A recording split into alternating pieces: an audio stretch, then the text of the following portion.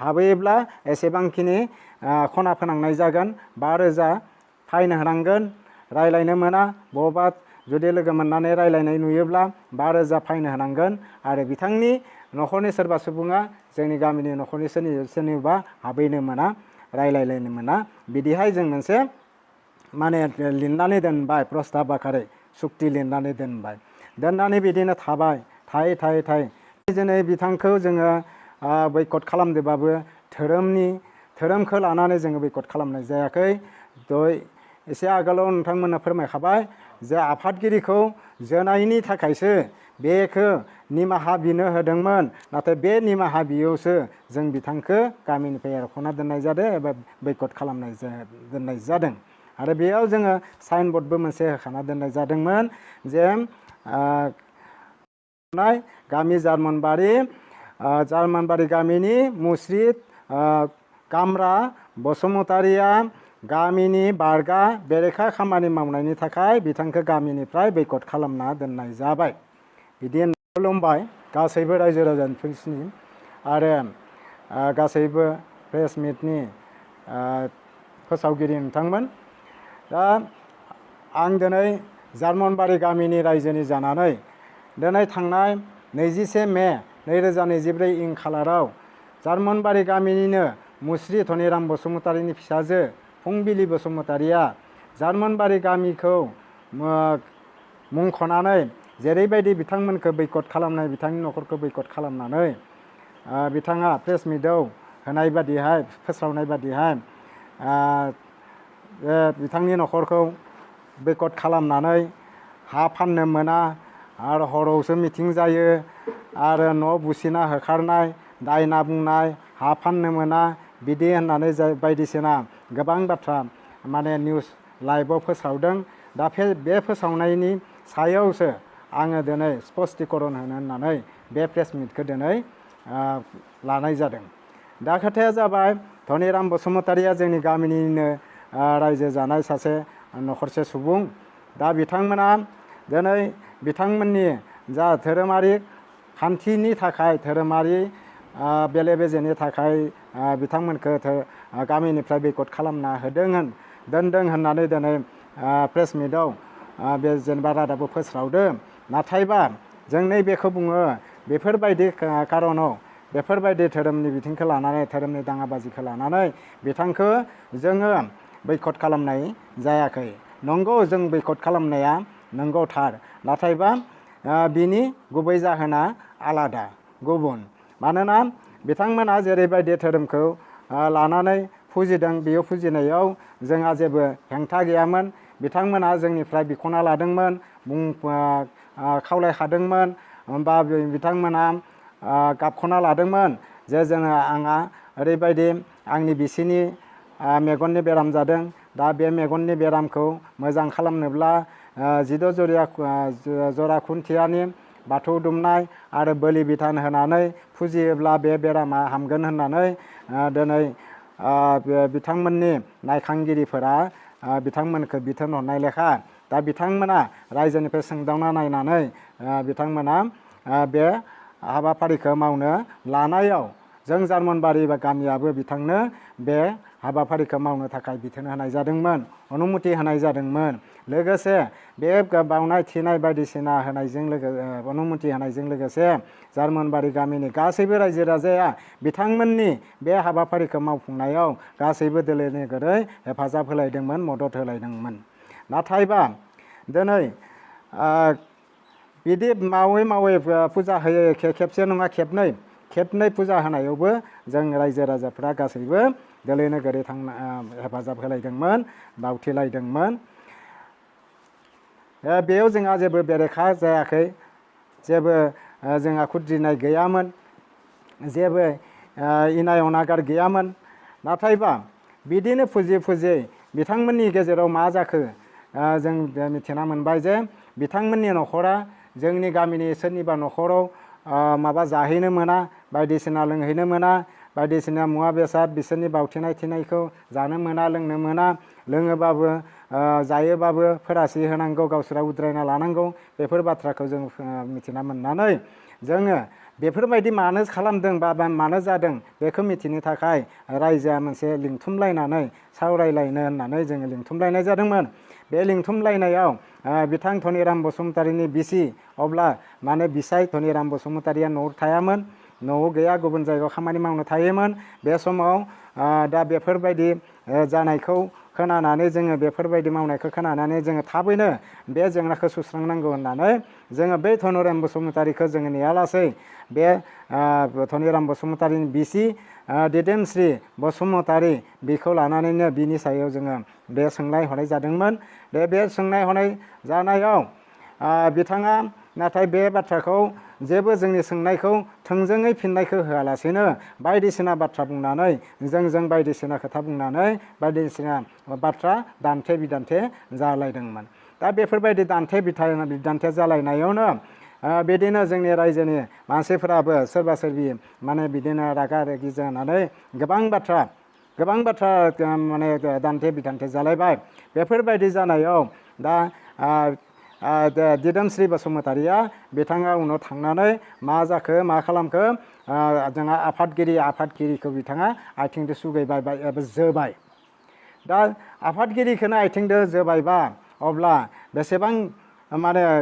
मुगैथावना बा बेसेबां लाजिथावना बेसेबां अपमाननि खोथा जाहैबाय। जोंनि गामिनि रायजोनि आफादगिरिखौनो जुदि जोबायबा अब्ला गोबाङानो रागा जोंनानै बिनि सायाव बायदिसिना माने बुनो सुनो बेफोरबायदि बायदिसिना खोथा ओंखारलायबाय। दा ओंखारलायदोंबाबो गासै सोरबा सोरबिया बुंदोंबाबो नाथाय बेखौ जों हमथा हमथि खालामनानै जोङो बेखौ दसे स्रि दोनबाय। दा स्रि दोननानै मा जाबाय दानिया आफादगिरिखौनो जोबायबा दानिया बेनि दायनि माबा मोनसे माने दायनिगिरि दाय खेना फोनांनांगौ बिदि होननानै सावरायलायनानै माने दिदोमस्रि बसुमतारीखौ आफादगिरिखौ आथिं हमनानै खुलुमनानै निमाहा बिनो होबाय। नाथाय बिथाङा निमाहा बिनो गारै मा जाबाय रागाजों आङो निमाहाबो बिया, आंहा जेबो दायबो गैया, जेबो माबाबो गैया, आङो रायजोजों सोलिनो हाया, आंखौ जि खालामो खालाम, आं रायजोजों दिनैनिफ्राय गैला होननानै बिथाङा माने मिटिंखौ गारनानै ओंखारलांबाय। दा ओंखारलांबायबा दा मा खालामबावनो जोङो रायजोआ बिदि बुंनानै थांनायखौथ' जोङो बेखौ जों बुरखाय बुरखि बेसे खालामबावनो। दानिया जों रायजोआ मोनसे समाल'सना सावरायलायनायनि गेजेरजों बिसोरखौ जोङो माने बयकट खालामना दोननाय जादों। दे बिसोरनि न'खराव जोंनि गामिनि रावबो सुबुङा हाबहैनो मोना, हाबहैयोब्ला एसेबांखिनि खना फोनांनाय जागोन, 5,000 फाइन होनांगोन, रायलायनो बेखौनो लानानै सोलिसिगोन। आरो नाथायबा आंनो बे बोलि खान्थिखौ बोलिजों फुजिनायखौ आंनो बोसोरथाम समय होनांगौ, बोसोरथाम समय होनांगोन होननानै बिथाङा गाबख'ना लादों। आरो बे 18 जरा खुन्थियाजों फुजिनाय खान्थिखौनो आं बेखौनो गनायना लानोसै, नाथायबा बेयावनो आङो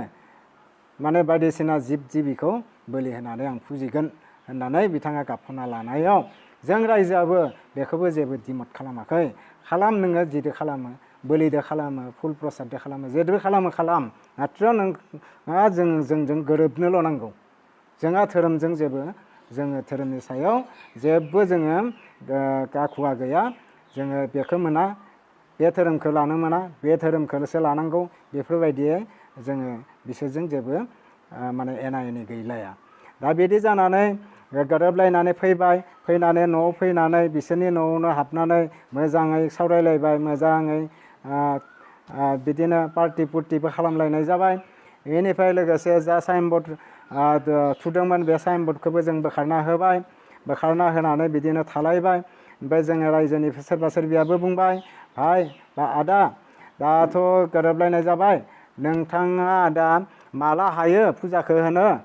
जोंनो खबर हो, जोंबो माबा मोनसे नोंनो हेफाजाब होगोन दे, माबा मोनसे अनसुंथाइ होगोन, माबा मोनसे फिथाइ सामथाइखौनो बायना होफैगोन, बा बायदिसिना फुल प्रसादफोरखौनो जोंबो होगोन, थाखा फैसाखौनो जोंबो एसे एनैबाबो जोङो नोंनो हेफाजाब होगोन, माथ्र जोंखौल' खबरखौ हो होननानै बिदिबो सावरायलायनाय जाबाय। जानानै बिदिनो बेखालि बिदिनो जाबाय, थांबाय। दानिया माहारियारि आफादफोराबो खावलायबाय जे नोंथाङा समाजजों एसेबां बेरेखा जाना थानाङा नोंथाङा जिखौ फुजिनो गोसो बेखौनो फुजि बेयावनो था थेवबाबो समाजजों एसे गोरोबलायनानै नोंथाङा सोलि होननानै माहारियारि आफादफोराबो बिथांखौ खावलायनाय लेखा बिथाङा बैखालि माहारियारिफोरनि जा उपदेश होनाय जा बिथोन होनाय बेखौ गनायनानै दिनै बिथाङा जों समाजजोंनो गोरोबसिगोन जार्मनबारि गामिनि रायजोजोंनो गोरोबनानै थासिगोन आरो जार्मनबारि गामिनि जा धोरोमनि निति दङ बा 18 जरा खुन्थिया जों फुजिनाय खान्थि बिबार खान्थि बे बिबारजों फुजिनाय खान्थि बेयावनो बेखौनो आङो गनायना लागोन बेजोंनो आङो गोरोबसिगोन बेजोंनो थासिगोन नाथायबा आंनो 3 बोसोर बे फुजायावनो आंनो जिब जिबि बोलि बिधान होनायखौ आंनो खाबु होनांगोन होननानै बिथाङा गाबख'ना लादों रायजोनिफ्राय बा माहारियारि आफादफोरनिफ्राय दा बेयाव जों रावबो माहारियारि आफादाबो जों गामियाबो बिनि गाबख'नायाव बिथांनि गाबख'नायाव जों जेबो हेंथा होआखै जोङो बुंदों दे फुजि 3 बोसोर फुजियोना 1 बोसोर फुजियोना बेसे बोसोर फुजि नाथायबा जों समाजजों गोरोबना था नोंथाङा बिदि होननानै जोङो गोरोबलायबाय बिखालि गोरोबलायनानै गासैबो गोरोबलायनानै उनाव जा FIR होनाय बे FIR होनायखौबो गासैबो थांनानै दिखांनानै लाना फैलायनाय जाबाय दिखांना लाना फैनानै धनिराम बसुमतारीनि न'आवनो गासैबो रायजोफोरा फैनानै हाबनानै बिदिनो बायदिसिना मोजां खोथा सावरायलायबाय गासैबो गोरोबलायनायखौ मोननानै गासैबो गोसोआव रंजानाय मोनदों गामिनि रायजोफोराबो रंजानाय मोनदों मानो होनब्ला बै समाव बयकट जाना थानाय समाव एखुथा गोसोआ जोंबो बोरैबा गावसोरखौ लोगो मोनबानो एसे गोसोखौ एसे बोरैबा मोनखाङोमोन दा बेफोरबायदि गोरोबनायखौ मोननानै जोबोद गोजोननाय मोनदों दा गोजोननाय मोननानै दा बिदिनो सावरायलायनानै थाबाय बैखालिबो बिथांनि न'खरावनो सावरायबाय मोजां गाज्रि सावरायनानै बिथांखौ बुंबाय जे धनिराम भाई बा सोरबा गामब्रा भाई सोरबा आदा आगै दादै नोङो माला जेनेबा फुजाखौ लायो जे दिन तारिख लानानै जोंनोबो खबर होदो जोंबो माबा मोनसे बे फुजानि नामाव नोंसोरनो माबा मोनसे हेफाजाब होगोन अनसुंथाइ होगोन बा फिथाइ सामथाइखौनो एसे नोंसोर आं जा हायो होफैगोन सोरबा बिदिनो बायदिसिना बानस'लायगोन होननानै बुंनानै गासैबो गावबा गाव थांबाय न'खर थांबाय थिग बिदिनो बिनि अखानायै जाबाय उनाव जा बेनार थुदोंमोन बे बेनारखौबो बोखांफिननानै होनाय जाबाय गासै रावबो जेबो बेरेखा गैया जेबो हेंथा हेंसि गैया बै खालि दिनाव जोबोद गोजोननाय माने रायजोआ गोजोननाय फोरमायदों गोजोननाय मोनदों दा बिदिनो थाबाय बै खालि बिनि अखानायै बे रायजोआ बे बाथौ खेराइसालियावनो माबा मोनसे खामानि दंमोन बे खामानियावबो बिथांनि न'आथ' जोंनि बाथौ खेराइसालिनि बे सिमासेयावनो बिथांखौ थेवबाबो जोंनि बे बाथौ खेराइसालियावनो बायदिसिना जोंहा हाबाफारि मावलाङो फोरबो मावलाङो नाथायबा बिथाङा बे न'सुंसे सिमासेयाव थानानैनो माने एखुथा जानानै थानो गोनां जादोंमोन दा बे खालि बिथाङाबो जे जोंनि बे खामानियाव फैनानै हेफाजाब होफैनानै बेयाव बुंबाय गावनो धनिराम बसुमतारीया बुंबाय जे भाइफोर आङो दा दाबसे जायगायाव गाबोन थांगोन दायो साननै सानथामसो जानो हागौ ओमफ्राय बिनिफ्राय गिदिंना फैनानै आङो जेनेबा नोंथांमोननो बे फुजा फोरबोनि माबाखौ आं नोंथांमोननो खबरखौ होगोन बिदि होननानै बिथाङा बिदाय लानानै जि थांबाय दिनैसिम बिथाङा न'आव नुजाफैयाखै प्राय भाग बिथांमोना न'आव थायानो बे न'खौथ' दा बिथांमोना फोसावदों न'आव बुसिनानै बायदिसिना धमकि होनानै होखारो माबायो होननानै नाथायबा बिथांमोन गैयैयाव जों बे न'खौ रक्षनाबेक्षनसो होनानै दोननाय जादों बेयाव बिसोरनि न'खराव सोरनिबा दाउ अमा बोरमा मोसौफोरखौ जों हाबनो होआलासिनो जों रक्षनाबेक्षनसो होना दोननाय जादों बेफोरबायदियाव जोंखौ जे बोरै बिथांमोना एसेबां बेरेखा गोसो लानानै जोंखौ बोरै बिथांमोना एसेबां बेरेखा गोसो लानानै जोंखौ बेफोरबायदि माने माबा मुं सुनायखौ जोङो दुखु मोनदों। दा बिदिनो दिनैसिम बिथाङा नुजाफैयाखै। दाथ' जों बेखौ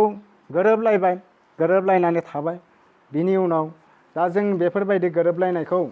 बे फुंबिलि बसुमतारियाबा मिथिगोन ना मिथियामोन, दा बेखौ जों मिथिलिया। नाथायबा बिथाङा दिनै 21 मे 2024 खालाराव जोङो मिलायखांनायनि उनावसो बिथाङा बे प्रेस मिटआव बे रादाबखौ फोसावबाय। दा बिथाङा जे बे रादाबफोरखौ बिथाङा न'आव थायालासेनो गावसोरनि न'आव जोंनि रायजोआ जे ओरै मावदों थोरै मावदों,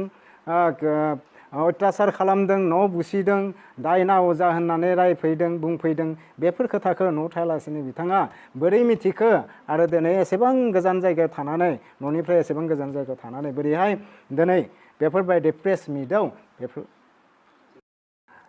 माहारियारि आफादफोरजों गोरोबनानै जों थानानिफ्राय FIR-खौबो जों बोखांनानै लाना फैनानै जोङो बिनि न'खरावनो फैनानै गोरोबलायनायनि रंजा खुसि जालायनानै जों बिदिनो जालाय लोंलायबो खालामनाय जाबाय। नाथायबा बे माहारियारि आफादफोरखौ लानानै जा सावरायमेल जादोंमोन, बे सावरायमेलावथ' बिथां फुंबिलि बसुमतारिया बे मेलाव बिथाङा गैयामोन। दा बेफोरबायदि सावरायलायनायनि गेजेरजों मोनसे माहारियारि आफादखौ लानानै सावरायलायनाय बे मेलाव गैयालासे बिथाङा बेफोर बाथ्राखौ मिथियालासे दिनै बेफोरबायदि प्रेस मिटआव जोंनि जार्मानबारि गामिया गावसोरनि न'खरखौ एसेबां उत्पात खालामहैनाय, बेफोरबायदि बायदिसिना उदखारि खालामहैनाय, न' बुसिहैनाय, मोना मिथिं जानानै दमहैनाय, बेफोर बाथ्राखौ बिथाङा न'आव थायालासेनो बोरै मिथिखो, न'आव बेफोरबायदि जादों होननानै काहिनिखौ बोरै मिथिखौ? दा बेखौ जोंनि सोंनाय। दा दिनै जों बेफोरबायदि फोसावनायाव बिथाङा बेफोरबायदि फोसावनायाव जों दुखु मोनदों। बेफोरबायदि फोसावनायखौ लानानै बेसेबां सैथो बेसेबां थार बेखौ बिजिरना नायालासेनो दिनै जायफोर आफाद, जायखिजाया आफादनि धोरोमारि आफाद बा बायदिसिना आफादनि दैदेनगिरि बिथांमोना बायदिसिना जार्मानबारि गामि आरो बे हालाम सिमेन्ट सापरिया हालाम बे ओनसोलखौ बायदिसिना बुंसावदों, बेखौ जोङो खोनानानै मिथिनानै जोङो दुखु मोनदों। मानो होनब्ला बिथांमोना सैथोखौ, गुबै सैथो बाथ्राखौ मिथिया हसिया बिथां सासे हिन्जावसा गथ' सासेया बेफोरबायदि बुंनानै फोसावनायखौनो नंगौ होनना सानना लानानै जोंनि सायाव बेफोरबायदि बांसावनायखौ, बेफोरबायदि मुं सुनायखौ जों दुखु मोनदों। ओंखायनो रायजोफोर आरो गोबां माहारियारि आफादनि दैदेनगिरि मानगोनां नोंथांमोनाबो बेनि सायाव, बे धोरोमनि सायाव बे जाथाया जादों होननानै नोंथांमोना दासान। बेखौ नोंथांमोना जुदि गोसोआव सानदोंब्ला बेखौ दिनैनिफ्राय ज्राब गारनानै जाहाथे जोङो नैबे न'खरजों आलो गोजोनै गोरोबलायना थानो हायो, बेखौ आफा इसोरनि सेराव नोंथांमोनाबो जाहाथे आर'ज गाबनानै बोर सारस्रिहरो, बेखौ हास्थायो। लोगोसेनो जोबथारनायाव आं नैबे बिथां धनिराम बसुमतारिया जा दिनाव बिथाङा रायजोखौ खोथा होनानै दिनै साननै सानथामनि उनाव आं फैफिनगोन, फैनानै आंनि जा मावनो गोनां हाबाफारि बावनाय थिनाय बे हाबाफारिखौ आं मावफुंगोन आरो नोंथांमोननोबो आङो खबरखौ होगोन, खौरांखौ होगोन होननानै जेरै जिदिना ओंखारलांदों बे दिनैसिम नुफैयाखै, न'आव दिनैसिम फैयाखै। ओंखायनो धनिराम बसुमतारि, दिदोमस्रि बसुमतारि बा बिथांमोननि फिसाजोफोर दङ, बिथांमोनखौ आं गुरैयै रायजोनि जाना खावलायदों। जों दाबो नोंथांमोनजों जोङो जेबो बेरेखा गैया, बयकट खालामना दोनदोंबाबो जोंहाबो गोसोआव गुद जानानै दङ। नोंथांमोनखौ जों बोरैहाय बोजबना लानो हागोन? दा ओंखायनो नोंथांमोना जेरावखि थायाथों मानो फैनानै रायजोजों गोरोबफैनांगौ। आगोल जेरैबायदि सोलिदोंमोन बेफोरबायदि सोलिनांगौ। आं बेखौ दिनैनि प्रेस मिटनि गेजेरजों नोंथांमोनखौ खावलायहरदों, गुरैयै खावलायहरदों। आरो नोंथांमोना बे माहारियारि आफादफोरनि सन्मानखौ रैखा खालामनानै, जार्मानबारि गामिनि सन्मानखौ रैखा खालामनानै जाहाथे गोरोबलायनानै सोलिलायो, बे गामि गंसेया नखरसे बायदियै गोरोबलायनानै सोलिगोन होननानै नोंथाङा जेरावखि थायाथों मानो आं नोंथांखौ खावलाय हरदों। सोलिफैनांगौ, गोरोबफैनांगौ। दा बायदिसिना निउस पर्टेलाव बायदिसिना फोसावदों आरो इउटुबार बिथांमोनाबो बायदिसिना फोसावदों। जार्मनबारि आरो सिमेन्ट सापरि हालामखौ दिनै बायदिसिना मुं सुदों। नाथायबा नोंथांमोना जेरैबायदि सानदों जोंनि बे खामानिया बिदि नङा। नोंथांमोना बे फुंबिलि बसुमतारिया जा नंखाय बाथ्राखौ दिनै प्रेस मिटआव होबाय, दा बेखौनो नोंथांमोना सैथोआ बबे, थार गुबै नंगुबैया बबे, बेखौ सायख'आ हसिया बेफोरबायदि गंसे गामि बा गंसे समाजखौ एसे मुं सुनायाव बा बायदिसिना गाज्रि जयग गैया बायदिसिना बेफोरबायदि बुंनायाव धोरोमनि सायाव सोरबा बुंदों जयग गैया, धोरोमनि बिखय जेबो मिथिया होननानै बायदिसिना फोसावदों। दा बेयाव सोरबा सासेया गुबुन मोनसे धोरोमखौ लाना फैनानै जुदि फुजिफैयोब्ला बेखौबोथ' सोरबा माना होनो हानाय रावाबो मोन्थाय गैया। मानो होनबा भारतबर्षआ जाबाय दिनै धर्मनिरपेक्ष देश। बेयाव बयहाबो जायखिजाया धोरोमखौ लानानै सिबिनायनि मोन्थाय बयहाबो दङ। बेखौ गुबुन सोरबाया हेंथा होनो हानाय रावाबो मोन्थाय गैया। बेखौ जोंबो मिथिगौ। दा अब्लाबो नोंथांमोना जेरैबायदिहाय जों जार्मनबारि गामिखौ जेबो हाबैयोब्ला एसेबांखिनि खना फोनांनाय जागोन, 5,000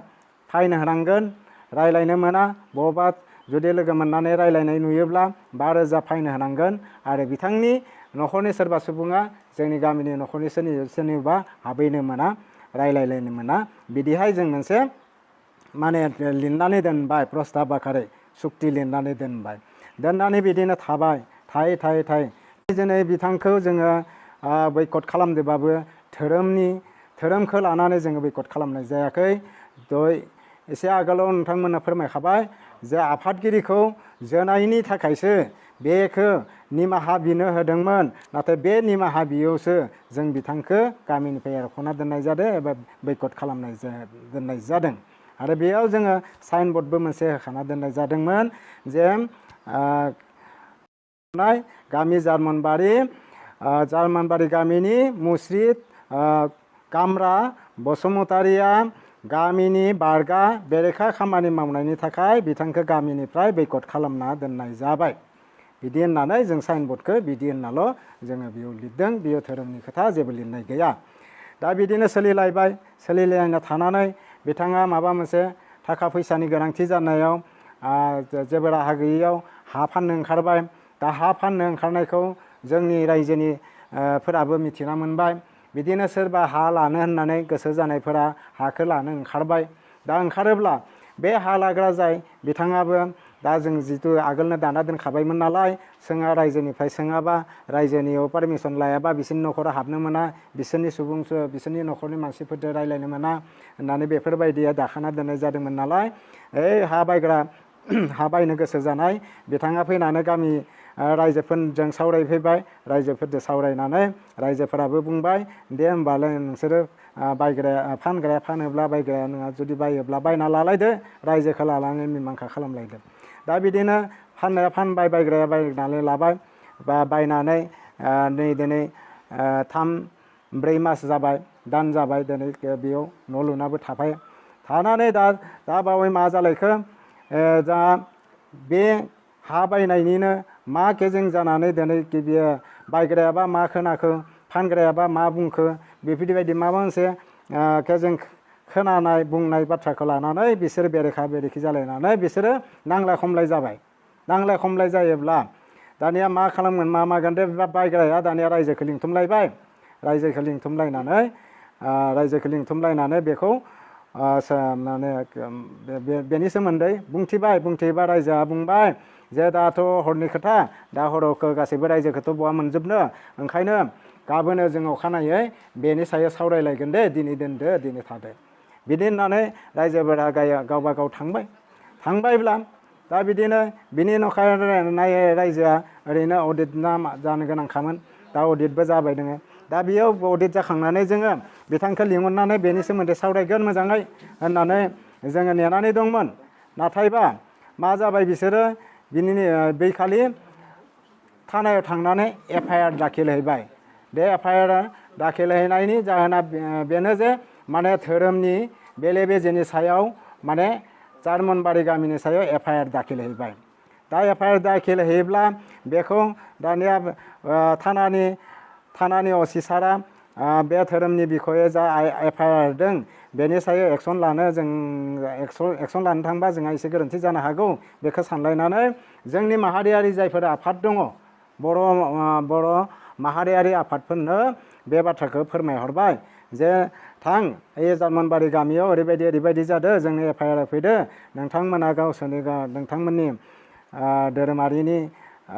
जेंना बेखौ नोंथांमोना थांनानै सुस्रांनानै बोस्रांनानै सल्भ खालामना होलायदो बिदि होननानै थिननायाव जोंखौ बे आफादफोरा जोंखौ जनायहोबाय बे बाथ्राखौ फोरमायहरबाय जार्मनबारि गामिनि रायजोनो बे जार्मनबारि गामिनि रायजोआबो बिदिनो बिथांमोना लिंहरनाय लेखा गासैबो थांनानै सावरायहैबाय एफआइआर होनायनि सायाव सावरायनानै दानिया मानि जाहोनाव बेफोरबायदि जानांगौ बेखौ मोजाङै फोरमायबाय दा बिदिनो एफआइआर होनायनि सायाव सावरायनाय होननानै माहारियारि आफादफोराबो जोंखौ हांख्रायहरोब्ला गासै मोनबा माहारियारि आफाद बर' माहारियारि आफादफोर थाबाय बेनिफ्राय जों जार्मनबारि गामिनि गासैबो रायजोफोरबो थाबाय बेनिफ्राय बे धनिराम बसुमतारी बिनि बिसि दिदोमस्रि बसुमतारी आरो फिसाजोफोर साथाम आरो लोगोसे बिजामादै सासे बिसोरखौ गासैबो ज' खौसे लोगो नांलायनानै बेनि गेजेराव बेनि सोमोन्दै सावरायलायनानै थिरांथा जाबाय मा जे आगोलो जेरैबायदि खोथा बाथ्राखौ लानानै बयकट खालामनाय जादोंमोन दा बेखौ जेनेबा गारनानै गोरोबलायनांगौ जों मिलायनानै थालायनांगौ धोरोमा जिखियानो जायाथों बिसोरदोबो गोरोबलायनानै जोङो सोलिलायनानै था होननानै माहारियारि आफादफोराबो बुंनाय लेखा जोंबो जार्मनबारि गामिनि रायजोफोराबो जेनेबा आगोलनिफ्रायनो बे गंसे गामियानो रायजो एसेबां गोबाव रायजो जाबोनाय हिसाबै जोंबो बेखौ ना खालामाखैमोन जों नेगासिनो दंखायोमोन माला फैनानै गोरोबफैनो जोंजों गोरोबफैथों होननानै नाथायबा बिनि बिसि दिदोमस्रि बसुमतारियासो जों गेजेर गेजेर बिनि खुगानि बाथ्राखौ बुंनाय खोनायो मा जे रायजोआसो गावनियाव थांनानै आथिं हमनानै निमाहा बिहैनांगौ होननानै बेफोरबायदि बुङो होननानै जों खोनानो मोनो दा बे बिथिङावनो दा बेफोरबायदि माहारियारि आफादफोराबो फोरमायबाय बुजायबाय फोरोंबाय दा बे फोरोंनायखौ लानानैनो गावसोरबो सानलाय हलाय सावरायलायनायनि गेजेरजों बेखालिनि मेलावनो बिथांमोना सिखार मानिना लाबाय जे आङो रायजोजोंनो समाजजोंनो गोरोबलायसिगोन आरो समाजनि जा निति नियम दङो बेखौनो लानानै सोलिसिगोन आरो नाथायबा आंनो बे बोलिजों फुजिनायखौ आंनो बोसोरथाम समय होनांगौ गुबुन मोनसे धोरोमखौ लाना फैनानै जुदि फुजिफैयोब्ला बेखौबोथ' सोरबा माना होनो हानाय रावाबो मोन्थाय गैया मानो होनबा भारतबर्षआ जाबाय दिनै धर्मनिरपेक्ष देश बेयाव बयहाबो जायखिजाया धोरोमखौ लानानै सिबिनायनि मोन्थाय बयहाबो दङ बेखौ गुबुन सोरबाया हेंथा होनो हानाय रावाबो मोन्थाय गैया बेखौ जोंबो मिथिगौ दा अब्लाबो नोंथांमोना जेरैबायदिहाय जों जार्मनबारि गामिखौ जेबो मिथिया जेबो रोङा जेबो जग्य गैया बेफोरबायदि बाथ्रा बुंनायाव जोङो दुखु मोनदों जायखिजाया दिनै बे प्रेस मिटनि गेजेरजों सैथोआ बबे आं बेखौ नोंथांमोननो फोरमायनानै होबाय दा बेयाव नोंथांमोना मा सान्दों मा बुजिना मोन्दों बेखौ आं जेबो सानस' हाला उनाव हयथ' बिदिनो माबा मोनसे बिदिनो ओंखारबावलायगोन दा जों हास्थाया बे धोरोमखौ लानानैनो बेफोरबायदि एना एनि जालायनानै बेरेखा बेरेखि जालायनानै बयकट खालामलायनायखौ जोंबो हास्थाया, जोंबो लुबैया। नाथाय बेयो जों जाखिनि खामानिखौ मावदो बेखौ धोरोमखौ लानानै जों मावाखै, बेखौ आङो आगोलावनो बुंबोखाबाय। बेयो गावनि दाय जा मोनसे मावदोंमोन बे दायखौ जोङो निमाहा बिनो थिननायाव बेखौ गनायैनि थाखायसो जों रायजोआ बेफोरबायदि थांखिखौ लानो गोनां बाध्य जादों। दा ओंखायनो रायजोफोर गासैबो माहारियारि आफादनि दैदेनगिरि नोंथांमोननो दिनै आं बे प्रेस मिटनि गेजेरजों जोंनि जार्मनबारि गामिनि नखरसेनि जा बेफोरबायदि जेंना जानानै दङ, जा जाथाय जानानै दङ, बेखौ आं नोंथांमोननो गुसुङै फोरमायबाय। दा बेखिनिखौ फोरमायनानैनो नोंथांमोना जाबायदिखौ सानदोंमोन बा जा मोनसे गोरोन्थि साननानै गोबां बाथ्राखौ नोंथांमोना निउसनि गेजेरजों फोसावदों, दा बेखौबो जाहाथे